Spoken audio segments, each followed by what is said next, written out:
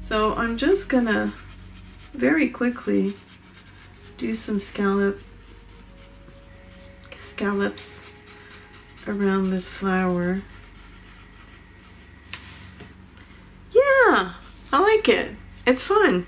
I think what that did is that it gave me a little bit of more of a visual triangle. It's attracting the attention to this one flower at the bottom here. Then I have that clump of leaves, which is also very detailed, and then this one. So I do have kind of like that visual triangle that I keep talking about all the time. And the other ones are just like extra, and I don't want to do this around all of these flowers because then it's going to become too much. But just having this one here, I think just finished it off really well. These two pages are quite different, but I'm using the same colors. These flowers, the colors are overworked in my opinion. It's okay because it's my morning warm-up, so I am not judging too much.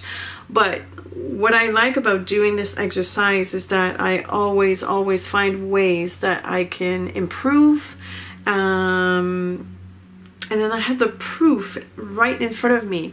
I find that this page is softer, yes, but also the colors are much purer.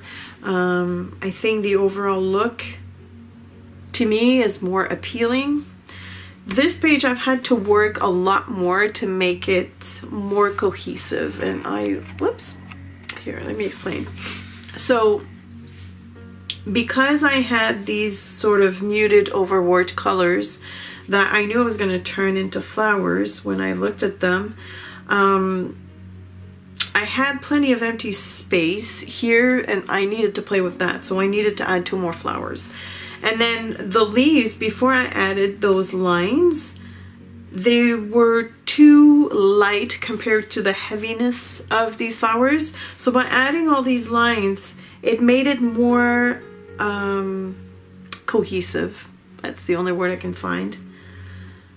It pulls the eyes away from the muted colors. It brings it into the leaves, which are a bit I made sure that I doodled on the white just so that they would stand out. And also, like I said, by adding the scallops around this flower, it provided my visual triangle that I think is more appealing. And it kind of pushed back some of these flowers because I'm not crazy about them.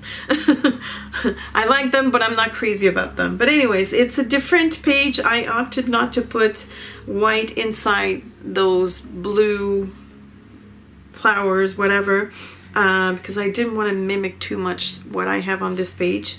But I like the touch of blue because it kind of provides a little bit of breathing room from all these colors here in the middle that are quite mingling together, and they're very much clumped together. So this gives me a little bit of breathing space by adding these 3 blue flowers. It just distracts the eyes from looking too much into here. Anyways, that's my big long scientific explanation. Take what you want out of this. This is my opinion, my experience. I am so loving the fact that I keep doing this every morning for myself, because I always find things that I can either improve or things that, sometimes I have an aha moment when I do these, and this is how I learn. For me, this is the best way to learn. I've also realized that I really enjoy doodling. That's no surprise though, because I remember the first time I tried it was in 2014, I believe. I'd taken a class with Kathy Bluto here, and that was such an eye-opener, and it just, I don't know, for me it's liberating, it's free-flowing, free-form. It's fun, it's just fun, it's whimsical, puts me in a good mood, and especially with those colors, you can't go wrong. So that's it for this week. I hope that you've enjoyed this week as well, and if you got into doodling, let me know.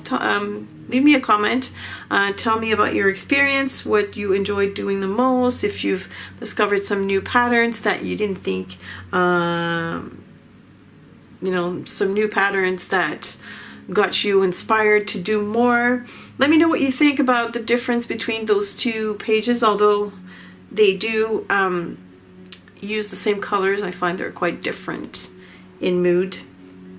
Light, heavy, both fun. Anyways, thanks so much for watching. Thank you also to my awesome patrons. As usual, the link, the list of supplies will be in the description below. I don't know why I always have a hard time saying this. Thanks so much for watching, and I will see you on Monday. Bye.